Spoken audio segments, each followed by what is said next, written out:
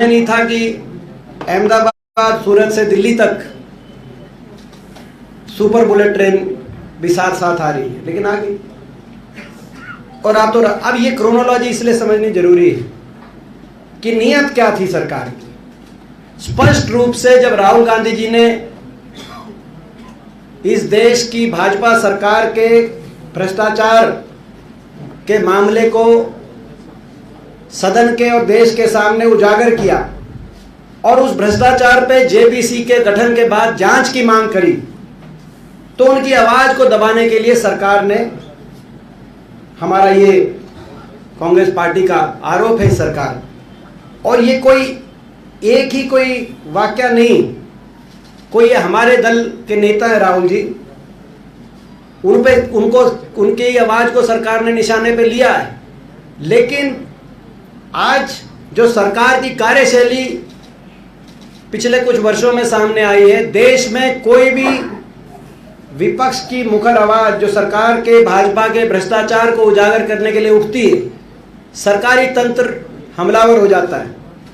जांच एजेंसियां, आज जांच एजेंसियों की कार्यशैली में प्रश्न चिन्ह है कि वो कितनी स्वतंत्रता से और कितनी सरकार के दबाव में वो कार्य करती हैं, लेकिन सरकारी तंत्र हमलावर हो जाता है। उन आवाजों को निशाने पे लिया जाता है, उन आवाजों को दबाने के सरकार द्वारा सारे प्रयास किए जाते हैं। चाहे वो जांच एजेंसियों के दुरुपयोग की बात हो, सरकार उनका दुरुपयोग करने से परहेज नहीं, चाहे वो संवैधानिक संस्थाओं को प्रभावित करने की बात हो, हर रूप से विपक्ष की कोई भी मुखर आवाज जो सरकार के विरोध में और सरकार के व्यापक भ्रष्टाचार के खिलाफ उठती है, उस आवाज को ये सरकार निशाने पे लेती है।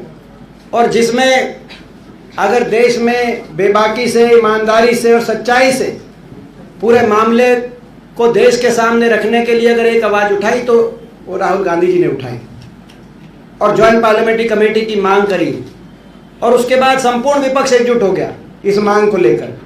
हम देश के तमाम विपक्षी पार्टियों का भी धन्यवाद करते हैं, और हम इस कदम को प्रजातंत्र बचाने के लिए, इस देश में भाजपा के भ्रष्टाचार से लड़ाई लड़ने के लिए हम इस कदम को स्वागत योग्य सभी पार्टियों का मानते हैं कि ज्वाइंट पार्लियामेंट्री कमेटी की जो मांग है उसके लिए सारी पार्टियां एक आई। हम आपके माध्यम से पूछना चाहते हैं कि अगर इतना भ्रष्टाचार हिडनबर्ग रिपोर्ट में जो खुल के देश के सामने जो मामले आए, आपने देखा लाखों करोड़ रुपए निवेशकों किस रूप से डूबे, एलआईसी, एसबीआई के हजारों करोड़ रुपए किस रूप से अदानी ग्रुप के अंदर इन्वेस्ट किए गए देश के सामने। तो जब इस तरह के सारा मामला जब देश के सामने आए, प्रश्न चिन्ह उठे, सवाल उठे, तो क्या विपक्ष का राष्ट्र हित में, किसी निजी हित में नहीं मगर राष्ट्र हित में, क्या विपक्ष जांच की मांग भी नहीं कर सकता? क्या इस देश में इस प्रकार के व्यापक घोटालों की जब खबरें आए तो क्या एक निष्पक्ष जांच की मांग करना भी देश हित में नहीं है? क्या ये भी एक अपराध हो गया है देश में? इसमें कुछ प्रश्न हैं। अब मैं उन प्रश्नों पे आता हूं जो ये मामला उठाया। राहुल जी ने जो प्रश्न उठाए, उन्होंने 2 सवाल पूछे सदन के अंदर, और ये हमारी प्रेस की जो स्टेटमेंट आएगी उसमें आपको मिलेगा। पहला, उन्होंने एक सवाल पूछा कि ये जो शेल कंपनियां हैं, इसमें 20,000 करोड़ यानी कि $3 बिलियन ये कहां से आए और ये किसके हैं? प्रश्न चिन्ह। क्या इसमें, क्या जो एक रिपोर्ट आई है कि इसमें एक चीनी नागरिक भी को शामिल है कि नहीं है? प्रश्न चिन्ह। क्या इसकी जांच होनी चाहिए कि नहीं चाहिए? डिफेंस के क्या कॉन्ट्रैक्ट बिना किसी तजुर्बे के इस रूप से जो दिए गए वो क्या सही दिए गए? प्रश्न चिन्ह। क्या उसकी जांच होनी चाहिए कि नहीं होनी चाहिए? क्या जांच की मांग करना राष्ट्रहित में नहीं है? और अगर देश का विपक्षी जांच की मांग नहीं करेगा इस मामले में, तो कौन निष्पक्ष जांच की मांग करेगा? उसके बाद पूछा कि मोदी सरकार का और इस उद्योगपति समूह का क्या रिश्ता है?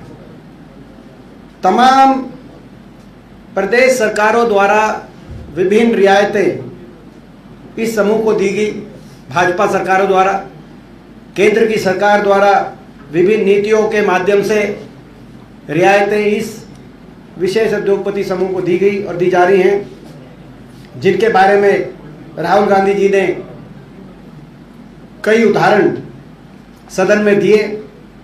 रक्षा उद्योग से लेकर हवाई अड्डों तक, श्रीलंका, बांग्लादेश में दिए गए बयानों से लेकर ऑस्ट्रेलिया में जहां स्टेट बैंक ऑफ इंडिया, प्रधानमंत्री जी और स्टेट बैंक ऑफ इंडिया के चेयरमैन और इस समूह के जो अध्यक्ष हैं उनको उनकी बैठक को लेकर, और वहाँ पर ऑस्ट्रेलिया के अंदर एक प्रोजेक्ट, कोल माइन के प्रोजेक्ट को लेकर $1 बिलियन का ऋण स्टेट बैंक ऑफ इंडिया द्वारा स्वीकृत करने को लेकर ये जो प्रश्न चिन्ह आ रहे हैं कि भाई ये क्या, किस पॉलिसी के तहत, और ये क्या भारत देश के लोगों का पैसा था, क्या इस पे निष्पक्ष जांच होनी चाहिए कि नहीं होनी चाहिए, और क्या जांच की मांग करना, बार बार मैं वो कहना चाहता हूँ, क्या जांच की मांग करना राष्ट्रहित में है कि नहीं है।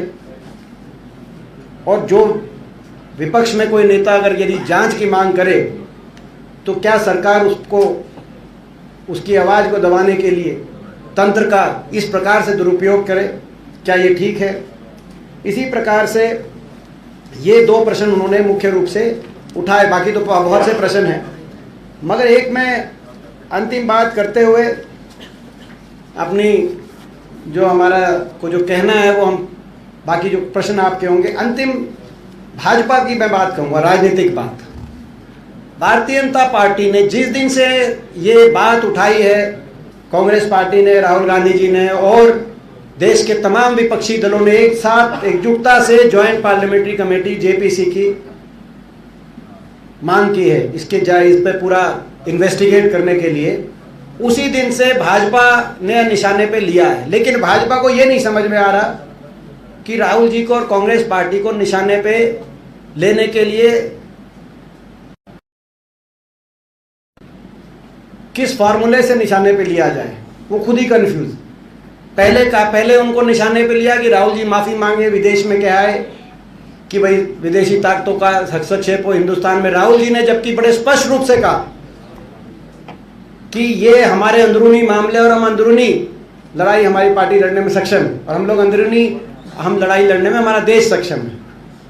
तो ये उन्होंने वहाँ पे स्पष्ट रूप से कहा, कहीं प्रश्न ही नहीं। लेकिन पहले उन्होंने वो हमलावर हो गए कि राहुल जी विदेशी धरती पे कुछ कहा है, उसको लेकर फिर उन्होंने कहा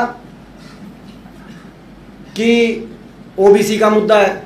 बीजेपी खुद ही कंफ्यूज है, वो केवल आवाज़ दबाने के लिए तरह तरह की, आप समझ सकते हैं कि ये भी उनकी नीयत को का पर्दाफाश होता है भाजपा की, कि केवल वो आवाज़ दबाना चाहती है, कोई एक मुद्दे पे नहीं टिके वो, फिर दूसरा मुद्दा उठा लेगी तो ओबीसी के खिलाफ बोल रहे हैं, जबकि सब जानते हैं उनका भाव कोई ओबीसी के या किसी वर्ग विशेष के बारे में कोई टिप्पणी करने का ना था ना हो सकता। वो केवल और केवल भाजपा के भ्रष्टाचार को उजागर करने का उनका भाव था। देश समझता है, देश हर बात को, हर वाक्य को और हर व्यक्ति की भाव को, भाषा को समझता है, मगर उन्होंने कहा कि ओबीसी का मुद्दा है। फिर डिस्क्वालीफाई की बात आ गई कि उनको डिस्क्वालीफाई कर दिया गया कि भाई कानून। तो ये मैं समझता हूँ कि ये भाजपा की नीयत को, बीजेपी की नीयत को, जो उन्होंने एकदम से राहुल जी को निशाने पे और राहुल जी पर भाजपा राजनीतिक प्रहार, मगर प्रहार करते करते उनको ये नहीं समझ में आ रहा कि प्रहार क्या, किस स्ट्रेटजी के साथ, किस फॉर्मूले के साथ करें। तो उनकी नीयत दोबारा से स्पष्ट रूप से सामने आती है, नीयत केवल आवाज़ दबाने के लिए। और मैं अंतिम वाक्य कहते हुए अपनी बात समाप्त यही कह के कहूँगा कि देश के विपक्ष की और कांग्रेस पार्टी की और ख़ास तौर पर राहुल गांधी जी की आवाज़ ना दबी और ना दबाई जा सकती, क्योंकि ये सत्य की आवाज़ है। अगर राष्ट्रहित की कोई बात आएगी तो कांग्रेस पार्टी राहुल गांधी जी के नेतृत्व में हम लोग ये बात उठाएंगे। राष्ट्रहित के मामलों पे देश में भ्रष्टाचार के मामलों में राहुल गांधी जी और कांग्रेस पार्टी समझौता ना कभी किया, ना कभी करेंगे। ये बात कहते हुए हमारी अपनी जो बात थी, बाकी आपके कोई प्रश्न हो तो आपका स्वागत है, आप प्रश्न कर सकते हैं। सर मैं पूछना चाहता हूँ, ये कांग्रेस बीजेपी ने ये अलग अलग स्ट्रैटेजी बना रहे, कांग्रेस पार्टी को उलझा के रखा हुआ है। बेसिकली कांग्रेस पार्टी का एनर्जी पूरा गांधी फैमिली को, राहुल गांधी को डिफेंड करने में लगा हुआ है। अभी पहले तो इन्वेस्टिगेशन हो गया था, मतलब ईडी और इनकम टैक्स का इन्वेस्टिगेशन दूसरे मामले में हो गया, सब लोग उसमें लगा हुआ था, अभी इसमें लगा हुआ है। एक्चुअली जनता के इश्यू उठाने में आप लोगों को उन लोगों को उलझा के रखा हुआ है, यही उनकी स्ट्रैटेजी है। आपने हम वो हो सकता है कि उनकी स्ट्रेटजी ये हो, आपकी बात सही है कि भाई उनकी स्ट्रेटजी हो कि इनको उलझाएं, इनकी आवाज़ को दबाने का प्रयास करें, इनको डराएं, इनको उलझाएं। लेकिन ना तो हम उलझ रहे, ना हम डर रहे। हम सत्य के लिए, देश के राष्ट्र हित के लिए, देश में व्यापक जो भ्रष्टाचार हुआ उसके खिलाफ कांग्रेस पार्टी लड़ रही है, राहुल गांधी जी लड़ रहे हैं और लड़ते रहेंगे। जो आपने कहा कि भाई आपने ईडी का कहा, पहले ईडी का बुलाया, ईडी के बाद राहुल गांधी जी घर तो नहीं बैठे, उसके बाद तो उन्होंने 4000 किलोमीटर लगभग की पदयात्रा कर दी देश में। तो हम भाजपा को इसीलिए बताना चाहते हैं कि भाजपा लाख कोशिश कर ले मगर हमारी आवाज़ को नहीं दबा सकती, ना कांग्रेस पार्टी को उलझा सकती।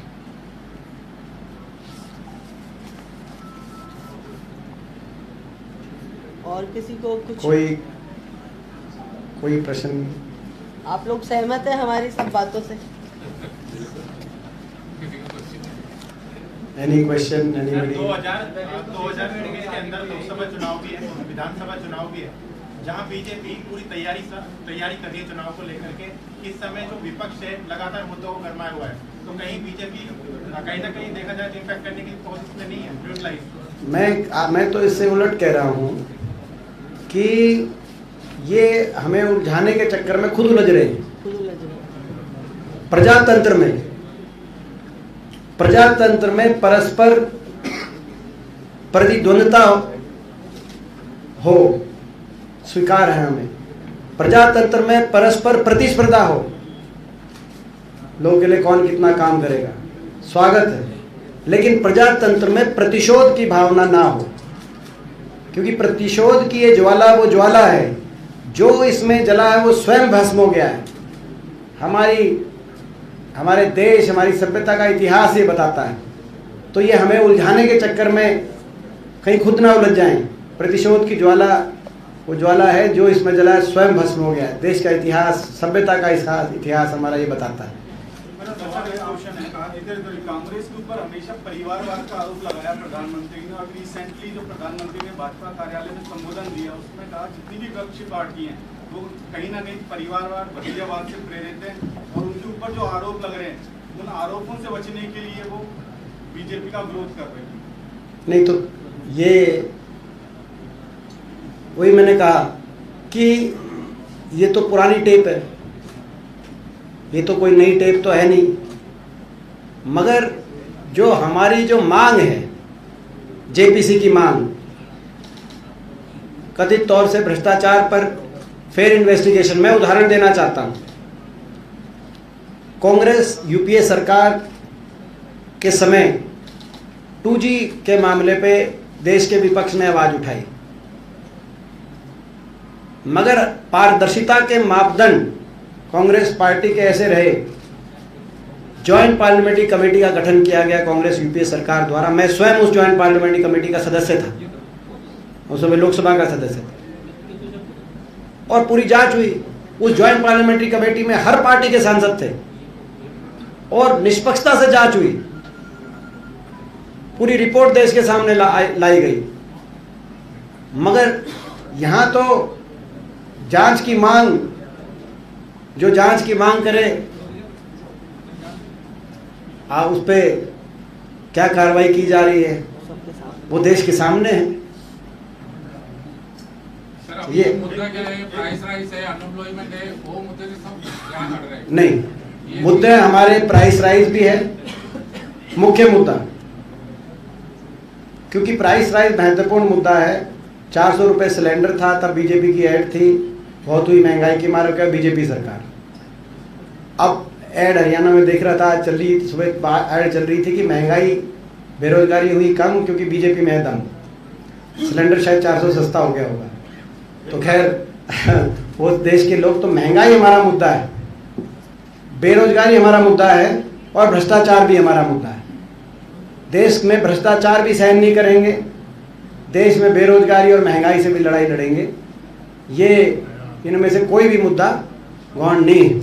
हाँ, मुद्दों से डाइवर्ट करने का अगर कोई कोशिश कर रहा है तो वो भारतीय जनता पार्टी कर रही है, प्रधानमंत्री जी कर रहे हैं, भाजपा के सारे मंत्री कर रहे हैं, वो मुद्दों से डाइवर्ट करने का प्रयास कर रहे हैं। लेकिन देश के लोग आज देख रहे हैं, आज देश में हर जगह चर्चा है इस बात की। जो कार्रवाई की गई उसकी भी चर्चा है। आज देश के लोग मानते हैं गलत कार्रवाई की गई, और जो भ्रष्टाचार के मामले सामने आए, एक बड़े उद्योगपति समूह के हवाले देश की संपत्तियां की जा रही, उस बात को भी देश के लोग गलत मानते हैं। और हमारी सत्य के लिए हमारी लड़ाई है, न्याय के लिए हमारी लड़ाई, राष्ट्रहित में लड़ाई। एक लास्ट क्वेश्चन, बीच में कोई पूछ रहा था, आप बाद में हमने इधर आपने से कुछ किसी दिया ने ना। पूछा था बीच कांग्रेस में। की एकजुटता की बात आप करते हैं कि कांग्रेस एकजुट होए, और अभी जो हालात है उसमें कांग्रेस को एकजुट होना भी जरूरी है। लेकिन इंदिरा गांधी के समय जब उनकी खत्म की गई थी सदस्यता, तो लोग सड़कों पर थे, 30 से 40 हज़ार के आसपास के लोग सड़कों पर थे। लेकिन यहाँ पर राजस्थान की बात की जाए तो 400 से 500 लोग इकट्ठे नहीं हो पा रहे। ऐसा देखिए, हमारा ये आपकी जानकारी ठीक नहीं है, आप पता नहीं कहाँ चले गए। राजस्थान में आप आज ही भरतपुर और अजमेर की मीटिंग देखें, कितने लोग इकट्ठे हुए। और हर रोज आप भरतपुर अजमेर की देखें, आप राजस्थान में हर रोज जो संभाग में मीटिंग हो रही है आप देखें, और पूरे देश में देखें। हमारा ये मैं एक और आपको जानकारी दे दूं, जो इस प्रेस कॉन्फ्रेंस में हमने हाथ से हाथ जोड़ कार्यक्रम चलाया पूरे देश में, अति सफल कार्यक्रम रहा। हम गांव-गांव जा रहे हैं, शहर शहर जा रहे हैं, और अब अप्रैल में हम कांग्रेस पार्टी एक जय भारत सत्याग्रह के रूप में, क्योंकि सत्य की लड़ाई हम लड़ रहे हैं, हमने कार्यक्रम अपना जय भारत सत्याग्रह, जिसमें हर ब्लॉक स्तर पे हमारी मीटिंग, पब्लिक मीटिंग्स की जाएंगी, जनसभा, प्रेस कॉन्फ्रेंसेस की जाएंगी। आज जो हमने प्रेस कॉन्फ्रेंस करी, इसके बाद जिला स्तर पे पीसीसी द्वारा जिम्मेदारियां लगाई जाएंगी। हमारे सारे मंत्रीगण और वरिष्ठ नेतागण सारे डिस्ट्रिक्ट हेडक्वार्टर पे प्रेस कॉन्फ्रेंसेस करेंगे, और उसके बाद जिले स्तर पर और एक प्रदेश स्तर पर बड़ी जनसभा। तो हमारा पूरे अप्रैल का भी कार्यक्रम संगठन के, आपने कही ना कि कांग्रेस पार्टी, तो संगठन के हमारे कार्यक्रम पूरे देश में, केवल राजस्थान की मैंने आपको जानकारी दी, पूरे देश में इस रूप से हमारे ग्रास रूट पे कार्यक्रम हाथ से हाथ जोड़ो हमारा अति सफल रहा पूरे देश में, हर प्रदेश में। और अब जय भारत सत्याग्रह हर प्रदेश में कार्यक्रम। कल मैं हरियाणा में था, जय भारत सत्याग्रह के कार्यक्रम के अंदर 20,000 लोग थे जेल में। क्या आपको लगता है कि राजस्थान में सचिन पायलट और अशोक गहलोत के ही होना चाहिए? क्योंकि ज्यादातर कांग्रेस एकजुट है, राजस्थान में कांग्रेस एकजुट है पूर्णतः। गुटबाजी को चिंता करे तो बीजेपी चिंता करे। राजस्थान में बीजेपी चिंता करे कि बीजेपी के प्रदेश अध्यक्ष पदभार ग्रहण समारोह में आते हैं, तो क्यों लगभग बीजेपी के तमाम वरिष्ठ नेता एक भी कोई उसमें नहीं आता। भाजपा उनको इकट्ठा करने के लिए चिंता करे। हम प्रदेश के लोगों के लिए चिंता कर रहे हैं, हम राष्ट्रहित के मुद्दों की लड़ाई लड़ने के लिए चिंता कर रहे हैं, और कांग्रेस पार्टी एकजुट है। एकजुट है कांग्रेस पार्टी। मैं जवाब दे दिया आपका। सर, एक सवाल है, आपने कहा कि सच की आवाज दबाई जा रही है। अभी टाइम्स नाउ के रिपोर्टर के साथ बंगाल में मारपीट की है, लवलुहान कर दिया है, उसको कोई एक्शन देंगे? क्या है पूरा मामला आप अभी बता रहे हैं, तो एकदम से अभी आप तक पहुंची हो खबर, तो हम कहीं भी हिंसा के, हम ये अहिंसा का देश है, और हिंसा की कोई जगह हमारे देश के प्रजातंत्र में संवैधानिक रूप से नहीं है। बाकी आप जब विस्तृत जानकारी मिलेगी तो ही विस्तृत कोई टिप्पणी की जाएगी। सर, राहुल गांधी जी जो आरोप लगा रहे हैं अडानी और इसके अलावा नीरव मोदी, ललित मोदी पर, तो ऐसे में ललित मोदी ने एक मीडिया के माध्यम से एक सवाल साझा किया है जो कि केस करने जा रहे हैं राहुल गांधी का, इसको कैसे देखते हैं? आप बताओ, आप ये बताओ, जब ये ललित मोदी जी देश से जो भाग रहे थे, देश की तमाम एजेंसियां इनके पीछे पड़ी थी, तो क्या सारी तमाम एजेंसियां भी गलत थी? तो चोर मचाए शोर? भाई ये थोड़ी, जब वो आरोपित व्यक्ति हैं, वो आरोपित व्यक्ति हैं, देश की तमाम एजेंसियां वो बाहर की बैठे हैं, देश में उन पर भ्रष्टाचार के मुकदमे हैं, आप उनकी सुनोगे कि जो व्यक्ति उन भ्रष्टाचार के मामले को लेकर जांच की मांग कर रहा, आप उसकी सुनोगे? देश की मीडिया को भी ये समझना चाहिए। ऐसे भ्रष्टाचारी व्यक्तियों को, जो देश से करोड़ों का माल लेकर बाहर जाने का जिन पे इतना गंभीर आरोप है, और देश की जांच एजेंसियों ने उनको भगोड़े तक घोषित करने का की कार्रवाइयाँ कर रखी हैं, तो ऐसे लोगों को देश की मीडिया क्यों दिखा रही है? ये भी एक आज देश में मंथन का बीजेपी और भगोड़े मिले हुए हैं। हाँ जी, बीजेपी है। विदेश में मामला दर्ज करा रहे हैं, इंडिया में नहीं करवा रहे हैं। तो ये क्या, अब ये इतना कोई, आप अब इस बारे में हम क्या जवाब दें?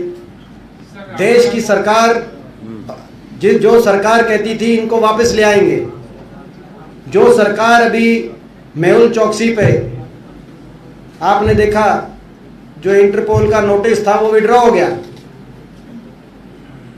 ये तो देश की सरकार इन बातों पे जवाब दे। वो बाहर बैठकर, ललित मोदी बाहर बैठकर इस रूप से स्टेटमेंट्स दे रहे हैं जैसे कि वो सरकार के एजेंट हो। सरकार स्पष्ट करे कि ये उनके एजेंट के रूप में कह रहे हैं, क्योंकि वो तो राहुल जी के खिलाफ बोल रहे हैं, देश की सरकार के खिलाफ नहीं बोल रहे।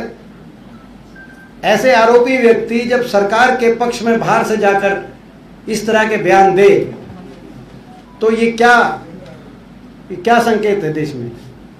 देश की सरकार इस पर स्पष्टीकरण देना चाहिए, देश सरकार। राहुल गांधी के कन्विक्शन के ऊपर लीगल रेमेडी करने में इतना डिले क्यों कर रहे हैं? क्या वो हमारे संवैधानिक अधिकार है, हम जल्द ही उसको अवेल करेंगे।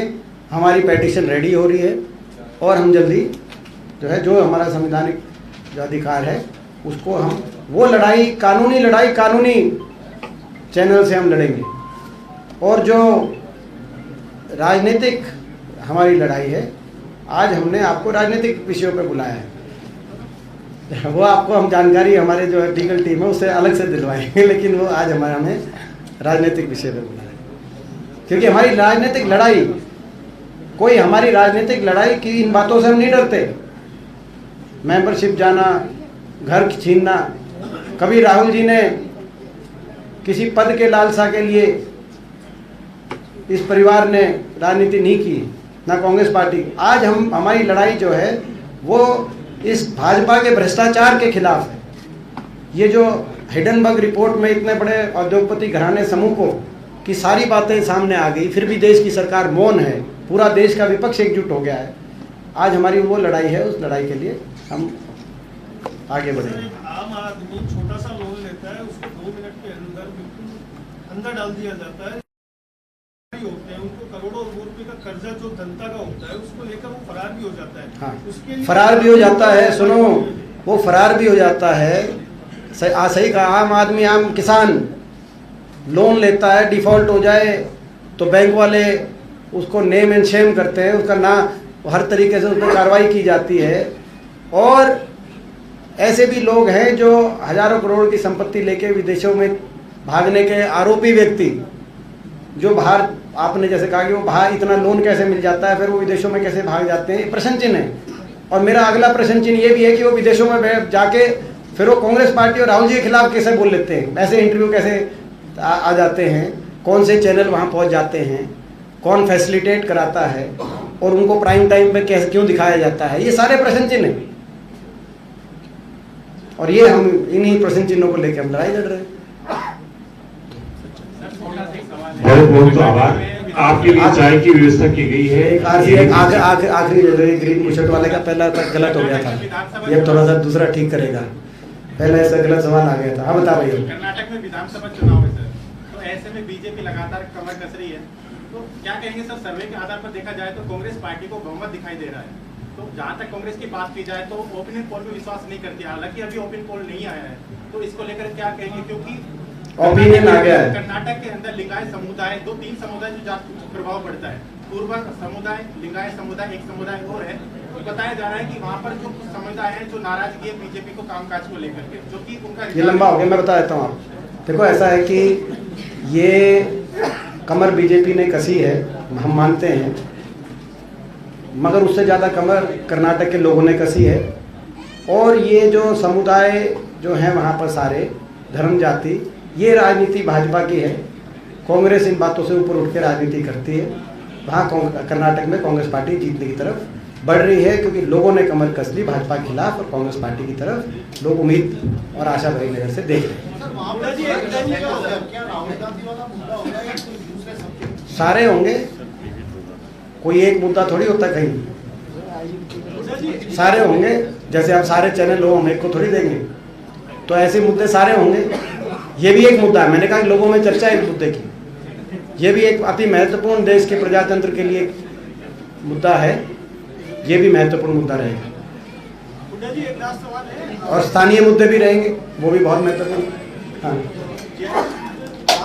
बीजेपी ने दिल्ली में स्टेटमेंट जारी किया कि जयप्रकाश में आरोपी जो कोर्ट ने रिहा किए हैं, उसमें कहा कि जब भी चुनाव आता है राजस्थान। आज प्रेस वार्ता सिर्फ डेमोक्रेसी डिस्क्वालीफाई, और आप लगातार आते हैं कई बार प्रेस वार्ता की, आप जानते हैं कि इस साइड में कुछ मित्र बैठते हैं, वो आज सब पीछे बैठे हैं और आपके स्टेटमेंट से सच से वो सहमत है, इसलिए आपसे कोई प्रश्न नहीं पूछ रहे हैं। कितनी अच्छी बात है, वो सब पीछे बैठे हैं। राइट साइड का जो विंग है, आप प्रेस वार्ता करते हैं और देखा होगा, लेकिन आप उनके साथ में चाय जरूर कीजिए, ताकि वो और भी बातें कहेंगे, और नहीं तो सदैव पूछते रहते हैं चाहे कोई भी प्रेस वार्ता हो। आपका सभी का बहुत बहुत आभार, धन्यवाद। चाय और नाश्ता लेके जाएं, हुड्डा साहब यही है, आपके साथ बैठेंगे थोड़ी देर के लिए 5 मिनट के लिए। Thank you.